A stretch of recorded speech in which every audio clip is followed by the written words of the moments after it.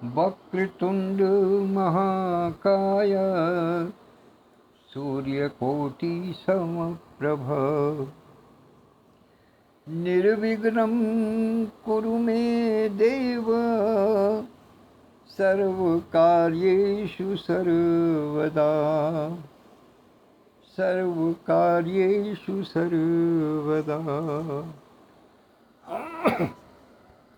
गजाननं भूतगणाधिसेवितं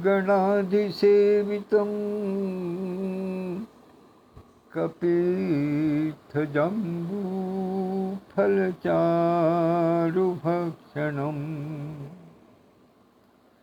उमासुतं शोकविनाशकारकपङ्कजं नमामि विघ्नेश्वरपादपङ्कजम्। प्रथम पूज्य विघ्न विनाशक श्री गणेश जी महाराज की वंदना करता हूँ, नमन वंदन अभिनंदन करता हूँ और उनसे प्रार्थना करता हूँ कि हम सबके जो भी मनोरथ हैं या जो भी कार्य हम सिद्ध करना चाहते हैं उनमें आने वाले या आ सकने वाले हर प्रकार के विघ्नों को दूर करें। यही हमारी विनम्र प्रार्थना है विघ्नहर्ता भगवान श्री गणेश जी। हृदयाङ्गन पटल पर इस समय उपस्थित हूँ तो निश्चित रूप से पहले सर्वप्रथम अभिवादन करना चाहूँगा हृदयाङ्गन साहित्यिक सामाजिक सांस्कृतिक और आध्यात्मिक संस्था के प्रमुख संरक्षक परमादरणीय आचार्य श्री श्री कृष्ण द्विवेदी जी की चरण स्पर्श करते हुए उनसे आशीर्वाद स्वरूप अनुमति प्राप्त करता हूँ। तत्पश्चात अभिवादन की श्रृंखला में स्मरण करता हूँ संस्था के संस्थापक और राष्ट्रीय महासचिव आदरणीय श्री विधुभूषण त्रिवेदी विधु जी को, जो सौभाग्य से इस समय उपस्थित भी हैं। उनकी महनीय उपस्थिति को सादर प्रणाम करता हूँ। संस्था के राष्ट्रीय अध्यक्ष आदरणीय विद्युत प्रभा चतुर्वेदी मंजू दीदी को, जिनसे अभी यहाँ आने से कुछ क्षण पूर्व ही फोन पर वार्तालाप हुई, क्योंकि उनके हमारे संबंध बहुत ही एक प्रकार से अभिन्न संबंध हैं। भाई बहन का जो संबंध होता है वैसे भी बहुत अभिन्न होता है, लेकिन आत्मीयता बहुत अधिक है। तो उनसे अभी थोड़ी देर पूर्व हमारी उनसे कुछ चर्चा बात हुई, तो वो भी एक प्रकार से यहाँ उपस्थित हैं। उन्होंने भी फ़ोन बंद करते करते समय तक ये कहा कि भाई आपके वाचन का समय हो रहा है, तो इसलिए अब आपको वहीं सुनने के लिए पहुँचेंगे। तो उनकी उपस्थिति को, उनके व्यक्तित्व को, उनको सादर प्रणाम निवेदित करता हूँ और उनको यहाँ उपस्थित मानते हुए उनका सस्नेह अभिवादन करता हूँ। ये हृदयाङ्गन वीथिका जिस पर हम सब यहाँ उपस्थित हैं एक दूसरे के सामने, इस पटल को मूर्त रूप प्रदान करने वाले आदरणीय श्री हरिवाणी जी को कोटिशः धन्यवाद देना चाहता हूँ कि उन्होंने हमें ये अवसर प्रदान किया कि हम आपस में एक दूसरे से चर्चा, परिचर्चा, विचार विमर्श, वाचन, लेखन, गायन जो इच्छा हो सो कर सकें। तो उसके लिए उनका बहुत बहुत आभार, धन्यवाद, शुक्रिया। हृदयाङ्गन के सभी संरक्षक मंडल के सभी सदस्यों को, समिति के तमाम पदाधिकारियों को और हृदयाङ्गन परिवार के सभी परिजनों को यथा योग्य अभिवादन, नमन, वंदन, अभिनंदन प्रस्तुत। आइए अब चलते हैं अपने मूल विषय पर। कल हमने जहाँ कथा का विश्राम दिया था,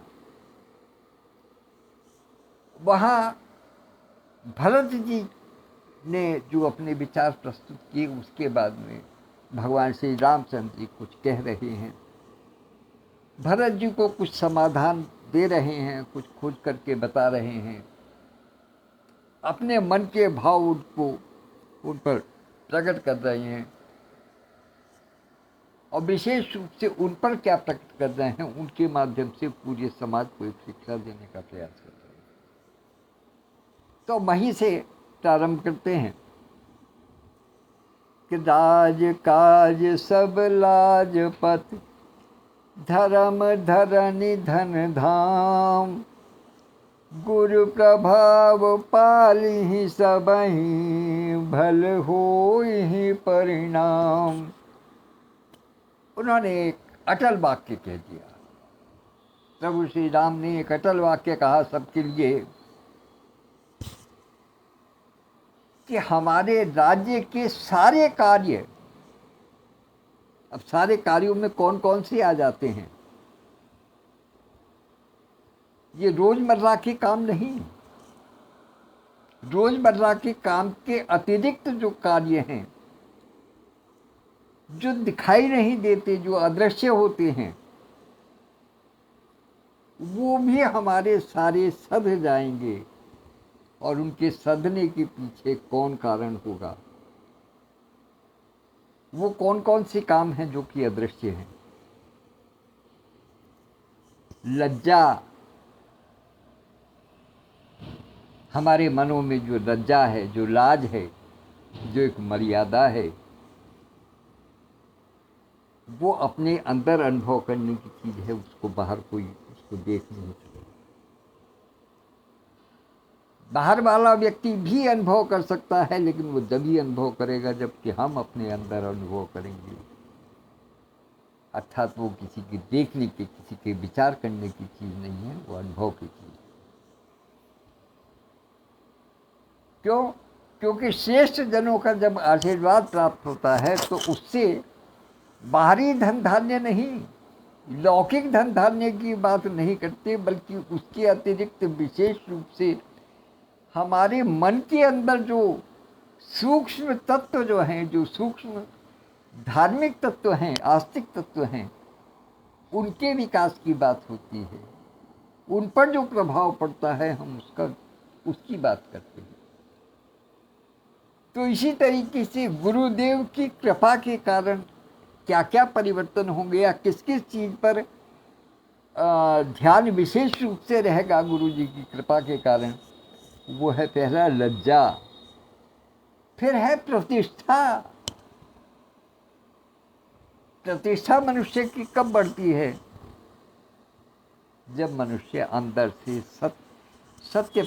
सत्य का वाहक होता है, सत्य को बोलने वाला होता है, सत्य की धर्म ध्वजा को धारण करने वाला होता है। वो अंदर से पता चलती है, वो प्रतिष्ठा अंदर से बनती है। हमारा आंतरिक चरित्र जो है वो हमें प्रतिष्ठा प्रदान करता है दूसरों की निगाह में। और धर्म हमारा क्या है, उसकी रक्षा भी हमारे गुरुदेव ही कर रहे हैं। और पृथ्वी, धन, घर, अब ये सब लौकिक चीजें आ गई कि हमारी संपत्ति क्या है, हमारे पास धन कितना है, हमारा घर क्या है। अर्थात सारी लौकिक और सारी अलौकिक वस्तुएं जितनी भी हैं, जितनी भी उपलब्धियां हो सकती हैं, वो चाहे लौकिक हों या अलौकिक हों, उन सबकी रक्षा करने में जब हमारे गुरुदेव सहायक हैं, गुरु प्रभाव पालिहि सबहि, कि गुरु के प्रभाव से इन सब का पालन होगा। और इसके बाद में क्या होगा जब इन सब का पालन गुरुदेव के प्रभाव से होगा? तो भल हो ही परिणाम। परिणाम जो है वो हमेशा सुखद ही रहेगा। इसलिए इस बात की चिंता करना व्यर्थ है कि क्या हो रहा है, कैसे हो रहा है, उस सबको छोड़ दीजिएगा, भूल जाइएगा। केवल इतना ध्यान रखिएगा कि जब तक गुरु जी का सुरक्षा कवच हम लोगों के साथ है, हमारे समाज के साथ में है, तो हमारे हर कृत्य का परिणाम शुभ ही प्राप्त होगा। क्योंकि उनके सानिध्य में हम कुछ गलत कर नहीं सकते, कोई व्यक्ति गलत नहीं कर सकता। तो इसलिए उनके सानिध्य के कारण, उनके सुरक्षा कवच के कारण, जो उन्होंने अपने ज्ञान से, अपने विवेक से, अपने प्रभाव से जो हम लोगों की चारों तरफ एक सुरक्षा कवच खींच दिया है या स्थापित कर दिया है, उसके कारण सारे परिणाम शुभ ही प्राप्त होंगे। इसलिए चिंता छोड़ दो, सब चिंताओं को छोड़ करके बस केवल इस बात का ध्यान रखें कि गुरु जी ने जो हमको सुरक्षा कवच प्रदान किया है, उसके कारण हमारे सारे कार्य सिद्ध और सफल हो।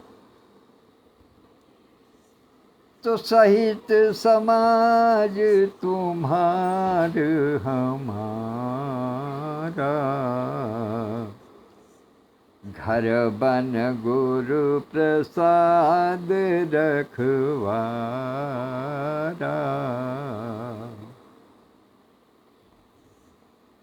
सहित समाज तुम्हार हमारा, यानी केवल हमारा तुम्हारा नहीं, बल्कि हमारे समाज के सहित घर बन गुरु प्रसाद रखवारा।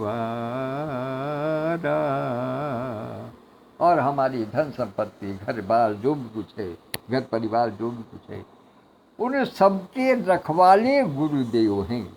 गुरु जी का प्रसाद, उनकी रखवाली हमारे गुरुदेव का प्रसाद भर है।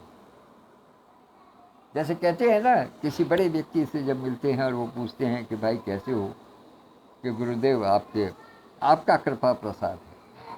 तो ये इस प्रकार से गुरुदेव की कृपा का प्रसाद है कि आपका, हमारा और हमारे समाज का जो रखवाली है वो गुरुदेव की प्रसाद। और मातु पिता गुरु स्वामी निदेशु, सकल धर्म धरनी धर सेसु।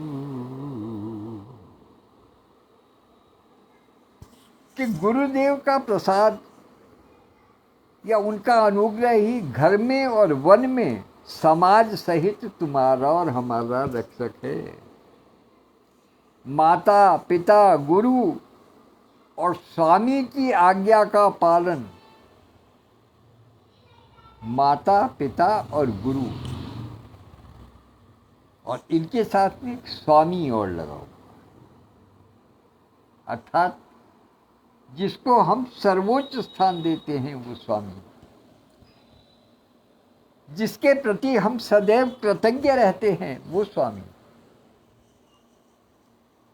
जिसको हम ये मानते हैं कि उसके बिना हमारा कोई कार्य सिद्ध नहीं हो सकता वो स्वामी, जिसके लिए हम ये मानते हैं कि यदि वो ना हो तो हमारा कुछ नहीं हो सकता, सारे काम वही कर रहा है, हमारा केवल नाम हो रहा है। कि करते हो आप राघव, मेरा नाम हो रहा है। तो वो स्वामी, तो माता पिता गुरु और स्वामी, उनके निर्देश के कारण, उनके निर्देश पर चलने के कारण, उनके निर्देश का पालन करते हुए समस्त धर्म को, समस्त धर्म रूपी पृथ्वी को धारण करने में शेष जी की समान है। अर्थात गुरुदेव, स्वामी और माता पिता, इनके जो निर्देश हैं वो ऐसे मान करके चलिएगा जैसे कि शेषनाग के समान हैं, जिन्होंने कि धर्म रूपी धरती को अपने शीश पर धारण किया हुआ है, वही समर्थ है और इनके कारण ही समर्थ हैं। माता पिता गुरु और स्वामी के आदेश के कारण, उनकी आज्ञा का पालन करने के कारण ही शेष जी समर्थ हुए हैं कि पृथ्वी को अपने फन पर धारण किए हुए, अपने शीश पर धारण किए हुए। तो सो तुम करहूं करावहूं मोहू, तात तरनी कुल पालक हो, साधक एक सकल सिद्धि देनी, कीरति सुगति भूतिमय बेनी। कहते हैं कि सो तुम करहु करावहु मोहू। प्रभु श्री राम जो सर्वज्ञ हैं, अंतर्यामी हैं, वास्तव में सब कुछ करने के कराने के कारण और कारक भी वही हैं। लेकिन वो कितनी विनम्रता के साथ में इस बात को कह रहे हैं, भरत जी से, अपने छोटे भाई से कह रहे हैं। क्या कह रहे हैं कि सो तुम करहु करावहु मोही, इसलिए तुम स्वयं वो कार्य करो और मुझसे भी ऐसा ही कार्य कराओ। कैसा कि तात तरनी कुल पालक हो,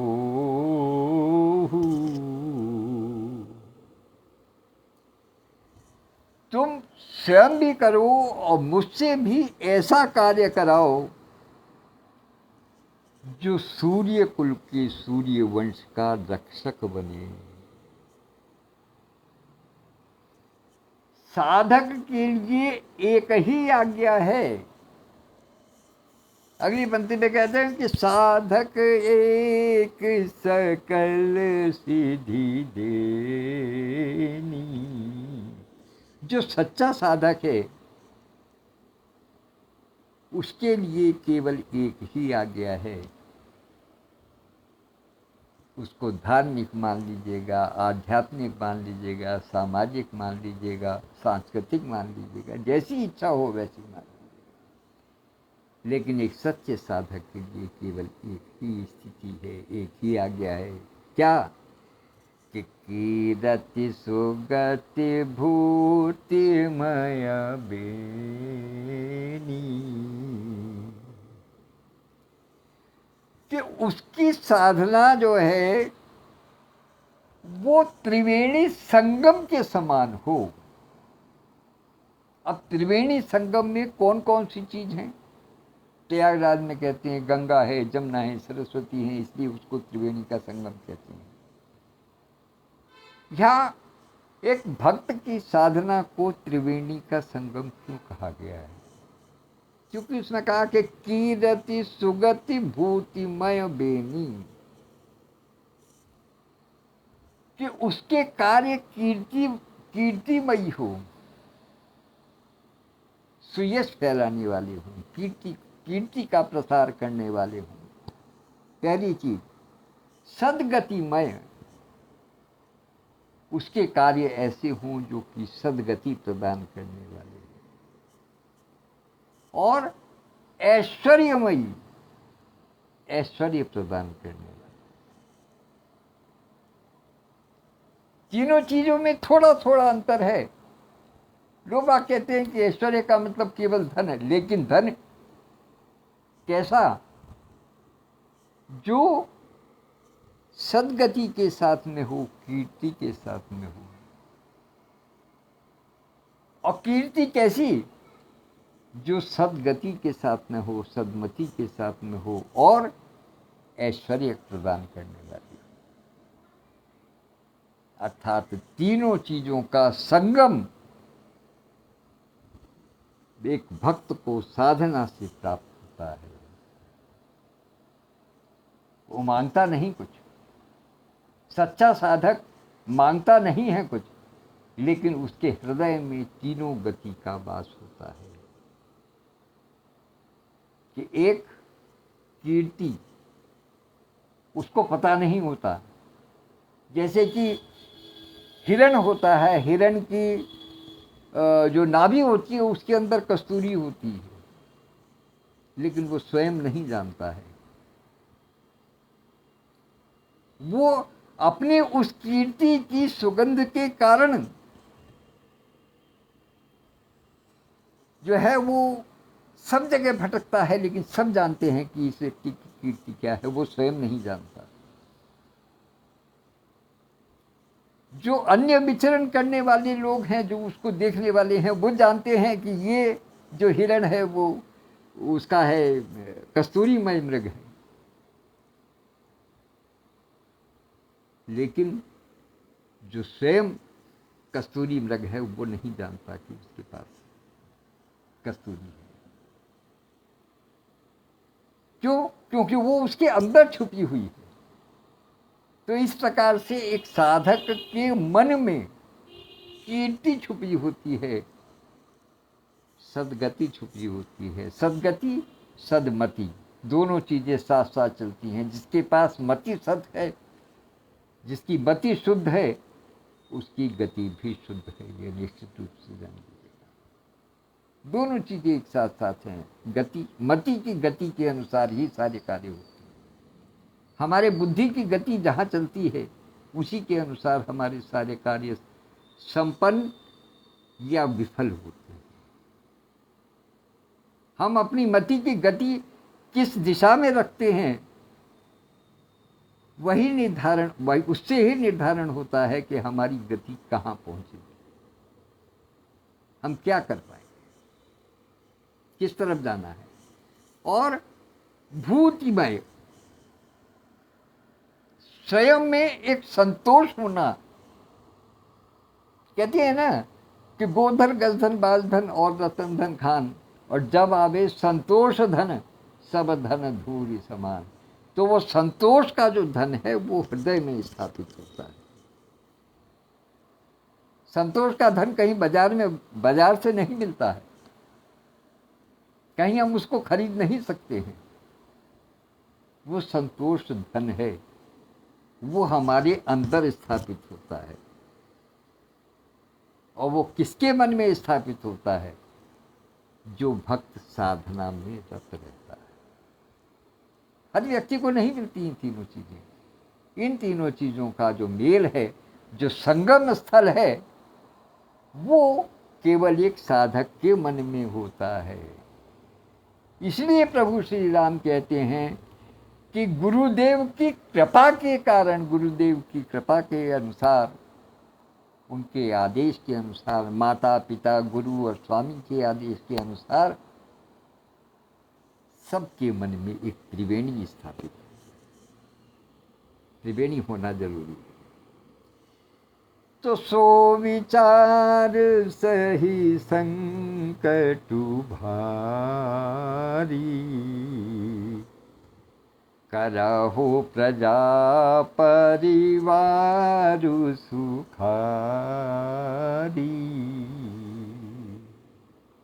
इसी बीच बहन वर्षा खन्ना उपस्थित हो गई हैं। उनकी उपस्थिति को भी सादर प्रणाम करता हूँ।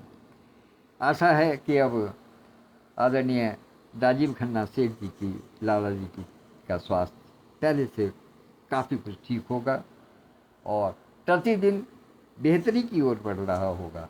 ईश्वर से प्रार्थना है कि वो शीघ्र स्वस्थ हों और हम सब लोगों से पुनः वार्तालाप करने के योग्य शीघ्र बने। मैं जानता हूँ कि वो अस्पताल से घर आ गए हैं, लेकिन अभी बहुत संभाल की आवश्यकता है।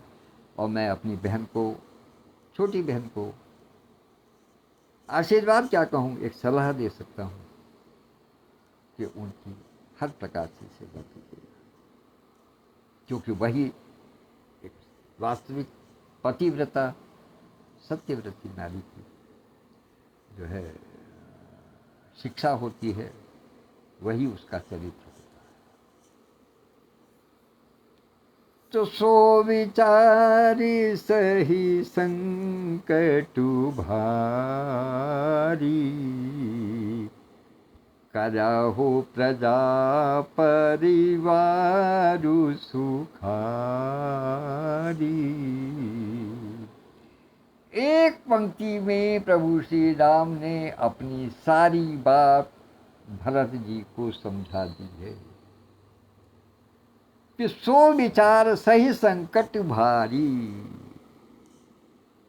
इसलिए इसको विचार करके, इस विचार को विचार करके, अर्थात इस त्रिवेणी संगम को अपने हृदय में स्थापित करके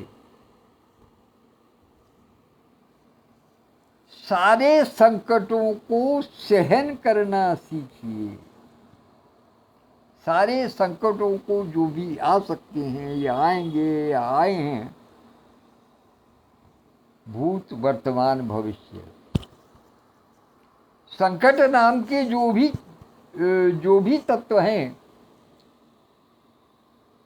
उन सबका भार उठाने में समर्थ रहो और करहु प्रजा परिवार सुखारी। प्रजा को और परिवार को, उन सबको सुख देने का कार्य, कि सो विचार सही संकट उभारी, अर्थात हर प्रकार के संकटों को सहन करते हुए अपनी प्रजा और अपने परिवार को सुख देने का कार्य करो। सीधे सीधे कह दिया कि अब ये तुम्हारा काम है भैया, तुम करो, मैं नहीं आने वाला। लेकिन एकदम डला मार करके बात नहीं करते, वो बड़े प्रेम से बात करते हैं। अगली पंक्ति में क्या कहते हैं कि बाटे विपत्ति सब ही मोहि भाई, तुम्हि अवधि भर बड़ी कठिनाई।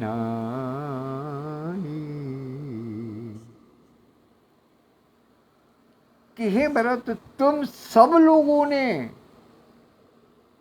मेरी विपत्ति को आपस में बांट लिया है, क्योंकि यदि आप सबके मन में मेरे कष्ट को, मेरे संकट को, मेरी विपत्ति को बांटने की विचार नहीं होता, तो आप सब लोग मेरे प्रेम में पागल होकर के यहाँ ना आए। देखिए कहाँ भरत जी कहते हैं कि मैंने आपकी आज्ञा की अवहेलना की है, कि मैं आपकी बिना सहमति के पूरे समाज को लेकर के आ गया हूँ। भरत जी के मन का विचार ये। और कहाँ प्रभु श्री राम कहते हैं कि नहीं, ये जो सब आए हैं या इनको जिनको तुम लेकर के आए हो, इन सब लोगों ने मेरे संकट के समय, मेरे कष्ट के समय, मेरी विपत्ति के समय मुझे सहारा दिया है। तो तुम्हि अवधि भर बड़ी कठिनाई,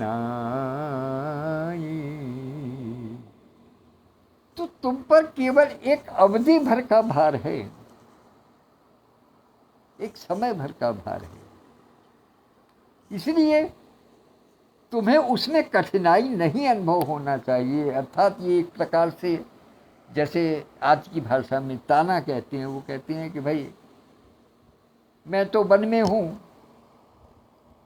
मैंने तो प्रण ले लिया है कि मुझे तो राक्षस विहीन धरती करनी है, मुझे तो रावण का संहार करना है, मुझे तो बहुत सारे देवताओं के कार्य करने हैं। तो यहाँ पहली बार प्रभु श्री राम अपने मन की बात को छुपा करके, छुपाते भी हैं और उजागर भी करते हैं। छुपाते ये हैं कि वो अपने मुंह से इस बात को नहीं कहते हैं कि मुझे कितना बड़ा काम करना पड़ा है, लेकिन उजागर में क्या कहते हैं कि तुम्हें तो केवल 14 वर्ष तक इस भार को ग्रहण करना है, अर्थात तुम्हारे लिए एक अवधि सुनिश्चित है।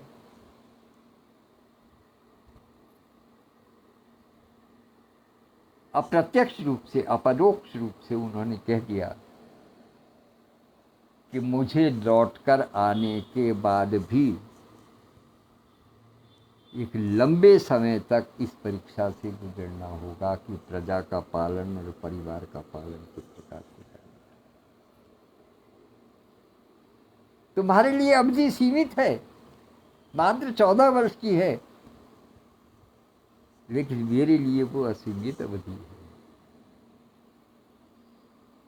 और तुम मेरे भाई हो, मैं तुम्हें जानता हूं, तुम सर्व समर्थ हो, सब प्रकार से जो है वो ज्ञानवान हो, गुणवान हो। इसलिए तुम्हारे लिए 14 वर्ष की छोटी सी अवधि कोई विशेष मायने नहीं रखती है। तुम उसके लिए क्यों कठिनाई का अनुभव कर रहे हो? ये प्रभु श्री राम को समझ।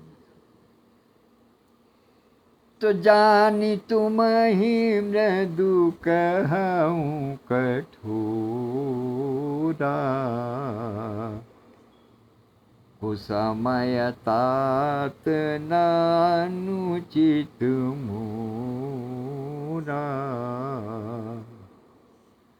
हो ही कुठाय सुबंधु सहाय, उड़ियात असनिहु के धाये। तुम मेरे छोटे भाई हो, इसलिए निश्चित रूप से तुम मुझसे कोमल हो। प्रभु श्री राम की वाणी देखिएगा, क्या अमृत बरसते हैं उनकी वाणी से। क्यों? क्योंकि माता सरस्वती उनकी वाणी पर विराजमान है, माता शारदे उनकी वाणी पर विराजमान है। तो इसलिए वो बड़ी सहजता के साथ में सहायता कि तुमको कोमल जान करके, तुमको सुकोमल जानकर के भी मैं कठोर वाणी कह रहा हूं। कठोर वाणी का मतलब क्या है? कोई डांट फटकार नहीं कर रहा। कठोर इसलिए कि मैं तुम्हें इस वियोग को सहने की बात कर रहा हूं कि अवधि भर वियोग से तुम कोमल हो, मेरी भक्ति में मेरा अनुसरण करने वाले हो, मेरे अनुयायी हो, मुझ पर स्नेह रखने वाले हो, मुझको अपने स्वामी के रूप में देखने वाले हो, पद सेवी हो, इसलिए तुम अति कोमल हृदय हो। लेकिन मैं तुमसे फिर भी कठोर बात वियोग की कर रहा हूं कि हे तात, होई कुठाय सुबंधु सहाय,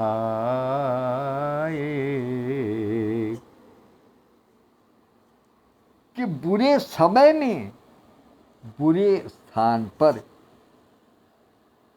केवल अपने बंधु ही सहायक हो सकते हैं। केवल अपने भाई बंधु ही सहायक होते हैं और कोई नहीं होता। और फिर जब उनको स्मरण होता है, प्रभु श्री राम जब इस बात का स्मरण करते हैं कि भरत जी ने अनेकों स्थानों पर, अनेकों स्थलों पर, अनेकों प्रसंग में प्रभु श्री राम को स्वामी कहा है, सुसाहिब कहा है, अच्छे मालिक कहा है, स्वामी कहा है, तब वो एक बात इसमें साथ में और जोड़ देते हैं कि ओढ़िए हाथ असनियों के धाये,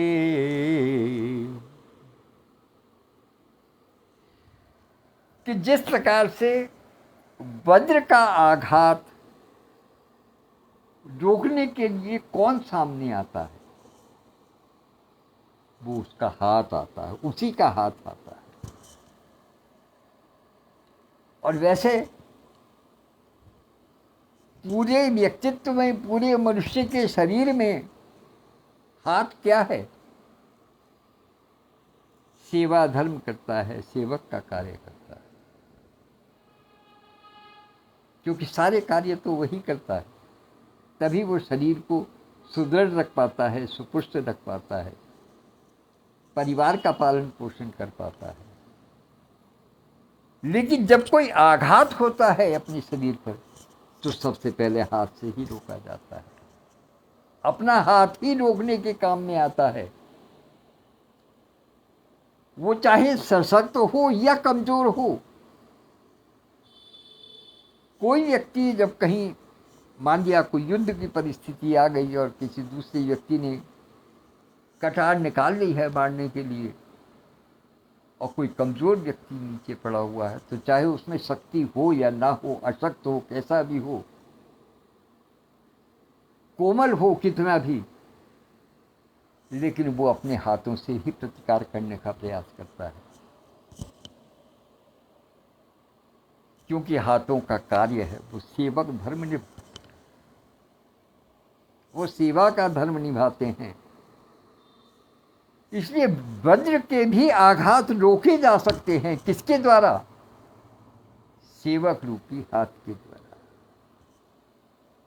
रोके जाएं नहीं रोके जाएं, उससे कोई अर्थ नहीं है, लेकिन आगे हमेशा अपने हाथ ही बढ़ते हैं उस वज्र के आघात को रोकने के लिए। ये बता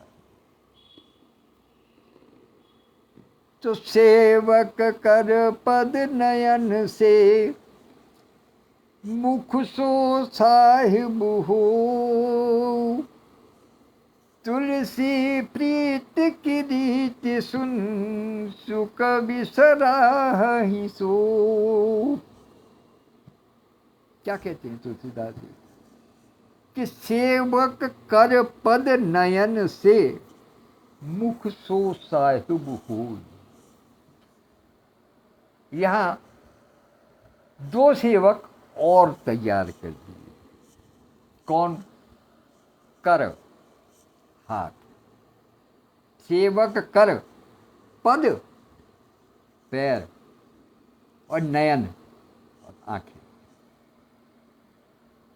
ये तीन सेवक, दो सेवक और तैयार कर दिए हैं। एक तो हाथ के विषय में तो पहले बता ही दिया है तुलसीदास कि सेवक कर पद नयन से, और मुख सो साहिब सोए।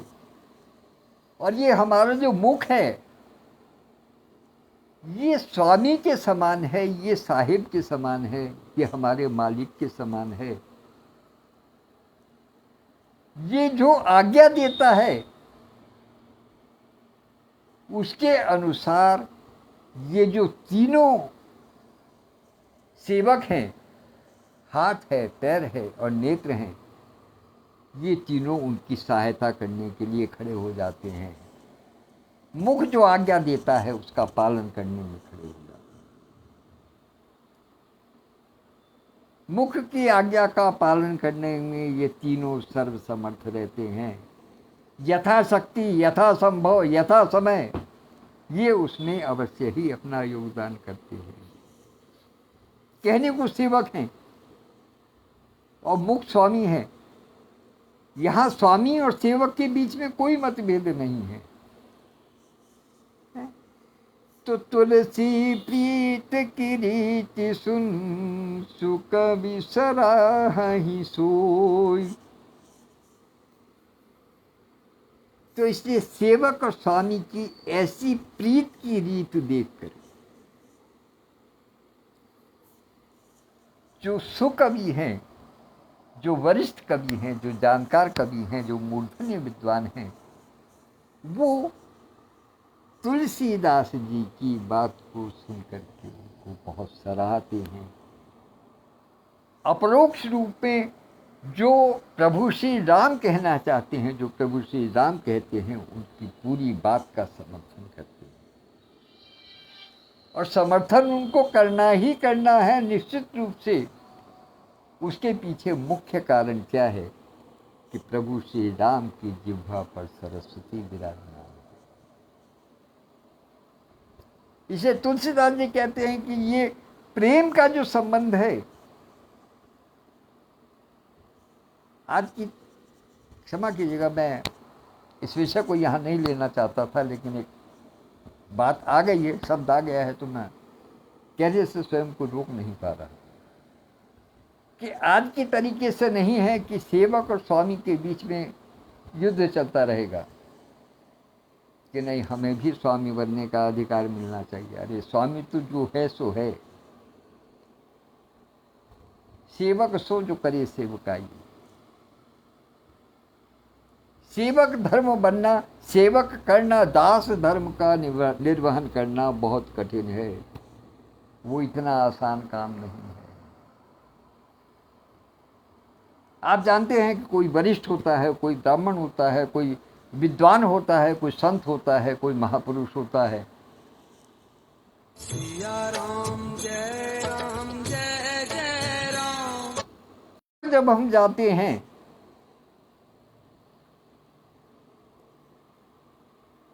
तो हम क्या करते हैं,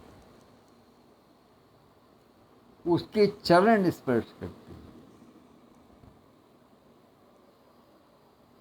अर्थात जिसको हमने सेवक माना है, जिसको सेवक कहा है, सबने कहा है कि सेवक क्या है कि मुंह स्वामी है, हाथ पैर और नयन जो है ये उसके सेवक हैं।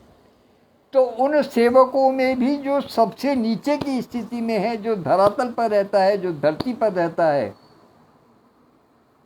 हम उस साधु संत के उस विशिष्ट व्यक्तित्व का आशीर्वाद प्राप्त करने के लिए उन सबसे नीचे रहने वाला जो सेवक होता है, पहले उसको स्पर्श करके प्रणाम।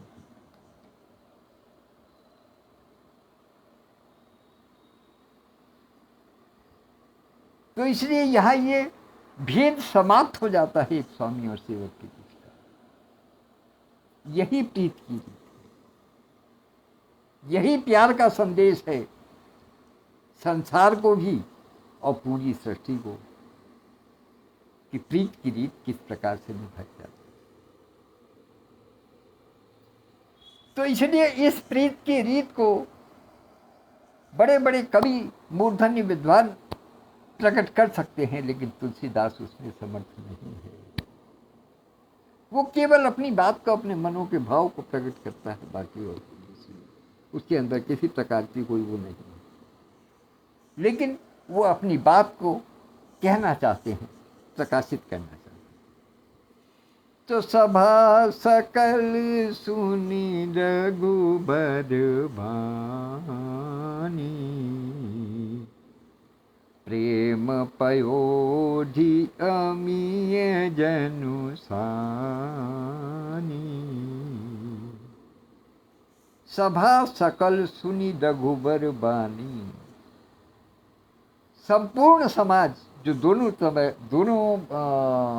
वर्गों का जो समान था, अवध राज्य का भी और जनकपुर राज्य का भी, दोनों का जो पूरा समाज, जो उपस्थित समाज था, कहना चाहिए सदन में जो उपस्थित समाज था, वो उसको ऐसा लगा जैसे प्रेम पयोधि अमीय अनुसानी, जैसे प्रभु श्री राम ने मंथन करके प्रेम के समुद्र से अमृत को निकाल करके आपके सामने प्रस्तुत किया। प्रभु श्री राम ने प्रेम के समुद्र से अमृत रूपी ज्ञान निकाल करके प्रकट कर दिया सबके सामने। तो शिथिल समाज स्नेह समाधि,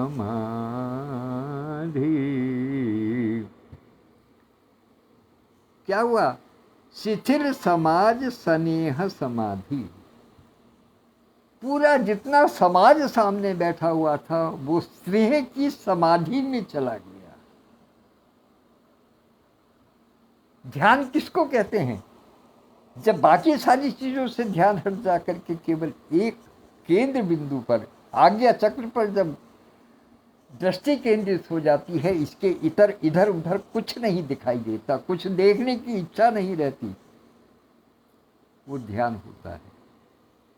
और समाधि उससे अगले पायदान की चीज़ है, उससे अगले कदम की बात है कि जब ध्यान लगाते हुए समय अधिक बीत जाता है, जब काल का ध्यान नहीं रहता है, समय का ध्यान नहीं रहता है, जब उसमें दिन निकल जाते हैं, घंटे निकल जाते हैं, दिन निकल जाते हैं, सप्ताह निकल जाते हैं, महीनों निकल जाते हैं, तो समाधि होती है। ध्यान से ऊपर के पायदान की चीज है जिसको हम समाधि कहते हैं। तो जब ध्यान में एक बिंदु पर स्थान केंद्रित होता है, इधर उधर कहीं नहीं जाता, तो समाधि किसको कहते हैं कि शिथिल समाज स्नेह समाधि। तो जो वहाँ उपस्थित जो स्नेह के कारण जो शिथिल हो गया था समाज, उसको समाधि लग गई। अर्थात अब उसके मन में, बुद्धि में, विचार में, सोच में प्रभु श्री राम की वाणी के अतिरिक्त और कुछ न आ रहा है, न जा रहा है, न सुनाई दे रहा है, न अनुभव हो रहा है, कुछ नहीं है। वो सब के सब स्नेह की समाधि लगाए हुए हैं। अर्थात उनकी स्थिति ऐसी हो गई है कि अब जैसे कि उन्होंने एक स्नेह की समाधि लगाई। और जब ऐसी दशा देखी तो देखी दशा चुप सारद साधी। ऐसी स्थिति को देख करके क्या हुआ, जो स्वामी होता है, जो एक क्या कहना चाहिए, तांत्रिक होता है, यांत्रिक होता है, या कोई भी होता है, जो एक कंट्रोल करने वाला होता है, जो कंट्रोलर होता है, नियामक होता है, नियंत्रक होता है, वो जब देख लेता है कि मेरी बात का प्रभाव हो गया है, तो अपना कर्तव्य करने के बाद में फिर वो मंच से उतर जाता है। जो बड़े बड़े मोटिवेशनल स्पीकर होते हैं, वो क्या करते हैं, उनका काम यही है कि वो मंच पर खड़े होकर के अपनी बात को, अपने विचारों को, अपने कथन को इस प्रकार से रख देते हैं कि सामने वाला मंत्रमुग्ध हो जाता है। यहाँ प्रभु श्री राम की वाणी से जो मंत्रमुग्धता पैदा हुई है, उस स्नेह की समाधि में जब पूरा सदन, पूरा सभा मंडल जब उससे प्रभावित हो गया, उनकी समाधि लग गई स्नेह के रूप में, तब प्रभु श्री राम की जबान पर बैठी हुई माता सरस्वती उस दशा को देख करके उन्होंने चुप्पी साध ली और वो वहां से चुपके से खिसक गई।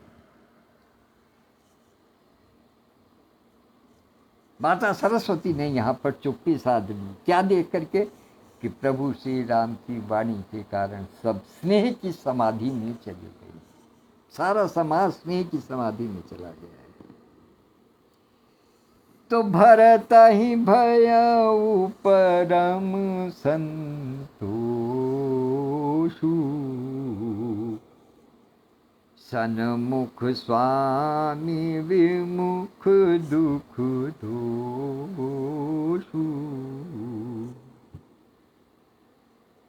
इतना सब सुनने के बाद में, इतना सब गुनने के बाद में, चिंतन मनन अध्ययन के बाद में, भरत ही भयहु परम संतोषु, भरत जी के हृदय को परम सुख, परम संतोष प्राप्त हुआ।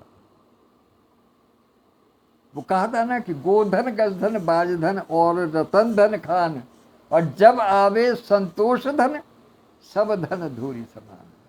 तो वो संतोष का धन भरत जी को अपने हृदय में अनुभव होने लगा। अर्थात उन्होंने प्रभु श्री राम के वचनों का, जो माता सरस्वती ने प्रभु श्री राम के जिह्वा पर विराजमान होकर के जो कहलवाई, उनका गूढ़ अर्थ समझ करके, उसको सोच करके भरत जी को परम संतोष प्राप्त हुआ, संतोष धन की प्राप्ति हो गई। वो उस पूरे वाक्य के, पूरी बात के मर्म को समझ गए, और केवल मर्म ही नहीं समझे बल्कि उसके जो गूढ़ार्थ थे, जो निहितार्थ थे, उनको भी उन्होंने समझ लिया कि प्रभु श्री राम क्या कहना चाहते हैं और क्यों कहना चाहते हैं, कि उन्होंने अपने वाक्यों में ये बताने का प्रयास किया कि इस समय तुम्हारा धर्म क्या है। धर्म की राह प्रभु श्री राम के वाक्यों ने भरत जी को पकड़ा दी है। और जब कोई व्यक्ति धर्म की राह में पहुंच जाता है, जब धर्म को समझने लगता है, तो फिर उसको सब कुछ समझ में आ जाता है। फिर उसके मन में एक संतोष आ जाता है, और संतोष इस बात का कि अब इस राह में चाहे कितने भी कष्ट आ जाएं, कितने भी दुख आ जाएं, लेकिन अब मुझे इस राह को नहीं छोड़ करके जाना है। वो मानने लगता है कि मेरी पहले जो मेरी बुद्धि थी वो निश्चित रूप से दिग्भ्रमित हो गई थी। मैं सांसारिक सुख सुविधाओं और कष्ट और बाधाओं को देखने लगा था, लेकिन अब जब गूढ़ार्थ समझ में आया, जब रहस्यमयी वाणी प्रभु श्री राम ने स्नेह में लपेट करके उनको सामने प्रस्तुत की, धर्म का मार्ग उनको प्रशस्त किया, तो उनके मन में संतोष उत्पन्न हो गया कि हाँ, प्रभु श्री राम सत्य कह रहे हैं कि अयोध्या का राज संभालने के लिए, अवध का, प्रजा का, परिवार का, उनका भलाई करने के लिए गुरुदेव का जो आशीर्वाद है वही सर्वसमर्थ है। अर्थात प्रभु श्री राम का वहाँ उपस्थित होना उतना आवश्यक नहीं है जितना कि गुरुदेव के प्रसाद के कारण वहाँ पर सारी जो है वो सुख सुविधाएं उत्पन्न हुई। प्रभु श्री राम ने स्वयं वहाँ पर अपने आप को एक अकिंचन सिद्ध करने का प्रयास किया है कि मेरा कुछ नहीं है, मेरे कारण कुछ नहीं है, वो जो कुछ है गुरुदेव के प्रसाद के कारण है, उनकी कृपा प्रसाद से है, उनके आशीर्वाद के कारण सब कुछ संभव है, और उनके ही कारण सब कुछ टिका हुआ है। इसलिए जब ये सारी बातें भरत जी को समझ में आ गई, तो उनके मन में एक संतोष उत्पन्न हो गया।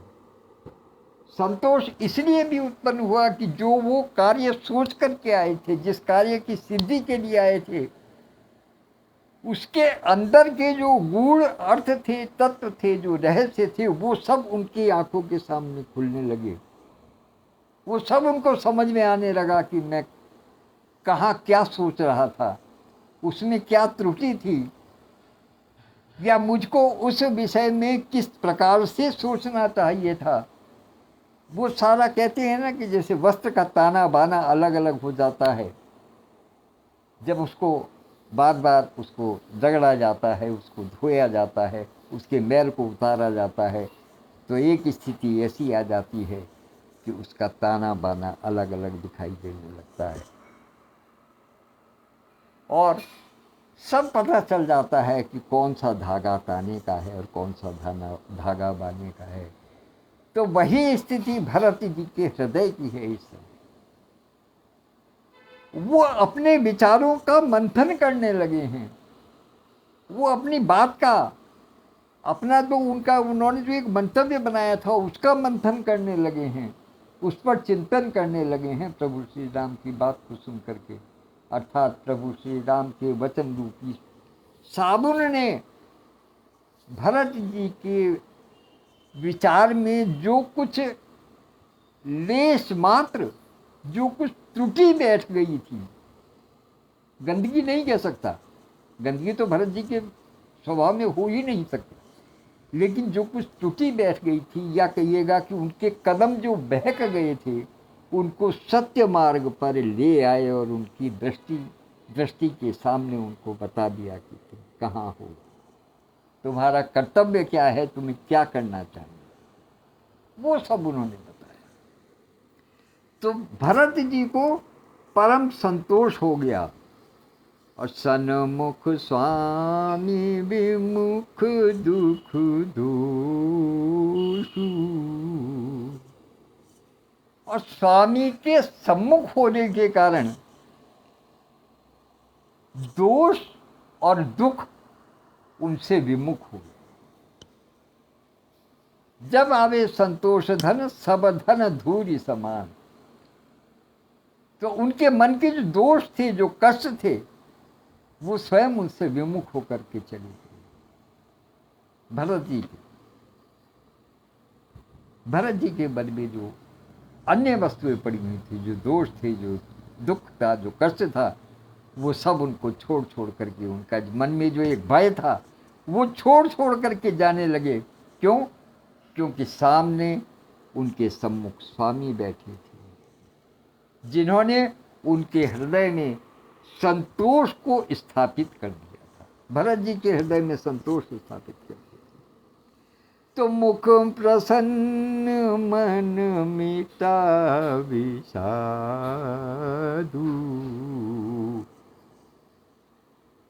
जनु गूंगे भाजनु गूंगे ही गीदा प्रसादु।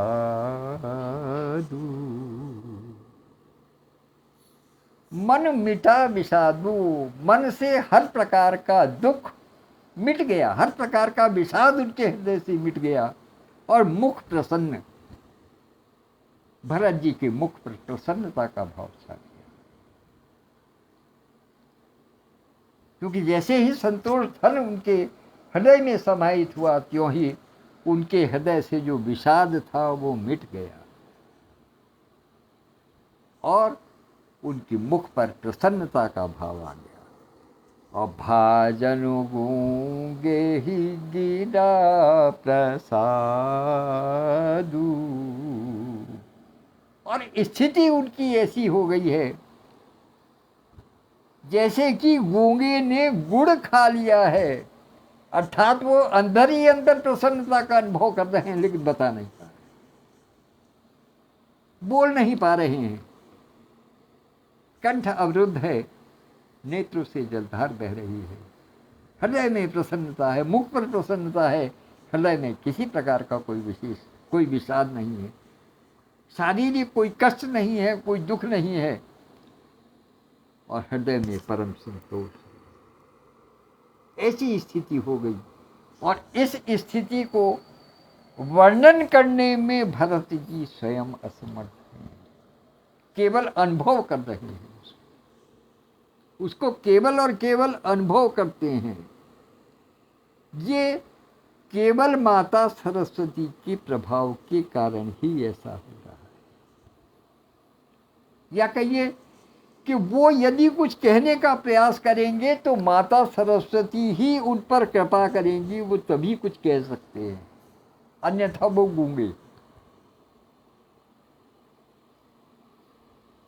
क्योंकि गूंगा व्यक्ति यदि गुड़ खा करके कुछ कहने का प्रयास करे तो जब तक माता शारदे की कृपा नहीं होगी तब तक वो कुछ कह नहीं सकता। इसलिए भरत जी चाह रहे हैं कि मेरी जिह्वा पर माता सरस्वती का वास हो जाए तो मैं कुछ अपनी स्थिति को कहने का प्रयास करूं। तो माता सरस्वती भला किसको निराश करने वाली? माता सरस्वती किसको निराश करती है? किसी को निराश नहीं करती। और जो सरल हृदय व्यक्तित्व होता है उसको तो बिल्कुल भी निराश नहीं करती। तो कीन सप्रेम प्रणाम बहुरी, बोले पाने पंकरू जोड़ी, नाथ भयऊ सुख साथ गए को, लहे हुलाहु जग जन्म भये को। भरत जी क्या कहते हैं? माता वाणी का आह्वान करते हैं अपनी जिह्वा पर, और उसके बाद में तब क्या कहते हैं कि कीन सप्रेम प्रणाम बहोरी। बारंबार प्रभु श्री राम को प्रणाम करते हैं। कैसे करते हैं कि बोले पानी पंकज पंकरहु जोरी। कर कमलों को जोड़ करके, कर कमलों को एकत्रित करके, उनको जोड़ करके प्रणाम करते हैं भरत जी प्रभु श्री राम को। और क्या कहते हैं? उनका कहना विचित्र है कि नाथ भयऊ सुख साथ गए को, कि हे नाथ, मुझे आपके साथ बैठने का, आपके साथ रहने का सुख पूरा पूरा प्राप्त हो गया। जितनी देर मैं आपके साथ बैठा हूं, मुझे आपका सानिध्य प्राप्त हुआ है, वो मुझे पूरा पूरा प्राप्त हुआ है। और पूरे पूरे की क्या व्याख्या करते हैं वो, कि लहे हो लाहु जग जन्म भय को। वो कहते हैं मुझे ऐसा लगता है कि जैसे जन्म लेने का पूरा लाभ मुझे आज ही प्राप्त हो गया। आपकी वाणी को सुन करके मुझे जन्म, इस धरती पर जन्म लेने का जो पूरा लाभ है, जन्म भर का लाभ है, वो आज ही प्राप्त हो गया है, इस क्षण प्राप्त हो गया है, जबकि आप मेरे सामने, आपका सामने होना मेरे लिए जो है वो मेरे जन्म को सफल करने वाला है। तो फिर हाथ जोड़ करके क्या विनती करते हैं कि जब अब कृपालु जसु आयसु होई, करों शीस धरि सादर सोई। मन में जब संतोष हो गया प्रभु के पास बैठने का, उनकी सानिध्य का, से जब ये अनुभव हुआ कि मेरा जन्म लेना ही सफल हो गया है, अर्थात मुझसे बड़ा बड़भागी अब कोई नहीं है, तब वो कहते हैं कि अब कृपालु जसु आयसु होई। इसलिए हे दीनबंधु, हे कृपालु, हे दयानिधान, हे प्रभु श्री राम, हे मेरे स्वामी, हे माता पिता गुरु, जो भी कुछ है वो सब कुछ आप ही हैं। इसलिए अब अस कृपाल जस आयसु होई, इसलिए हे प्रभु, आप जो भी आज्ञा देंगे वैसा ही होगा। अर्थात मैंने पूर्ण रूपेण आपके चरणों में अपने आप को समर्पित कर दिया है। अब आप जो आज्ञा दें, जैसा आप चाहें, जो आपके मन में निश्चित हो, आप वही हमको आज्ञा दीजिएगा। जो आप आज्ञा देंगे वही। क्यों? क्योंकि मन के अंदर से जो दुख के, कष्ट के, विषाद के जो जाले लगे हुए थे, वो सब आपने साफ कर दिए। अब मेरी दृष्टि बिल्कुल स्पष्ट रूप से देख रही है। अब उसमें किसी प्रकार का कोई भ्रम का जाला नहीं। तो इसलिए जैसा आप कहेंगे वैसा ही होगा। और करो शीस धरि सादर सोई, शिरोधार्य करता हूं आपकी आज्ञा को। जो भी आप आज्ञा देंगे उसको शिरोधार्य, आपकी आज्ञा को मैं पूर्ण रूपेण शिरोधार्य करता हूं। जो आप कहेंगे वैसा ही होगा। अब इसके अंदर मेरा कोई किंतु परंतु अगर मगर इको बट नहीं चलेगा। जो आपकी आज्ञा हो, जैसा भी आप आदेश करें वही मुझे शिरोधार्य है। सो अवलंब देव मोहि देई, अवधि पारु पावो जेहि से।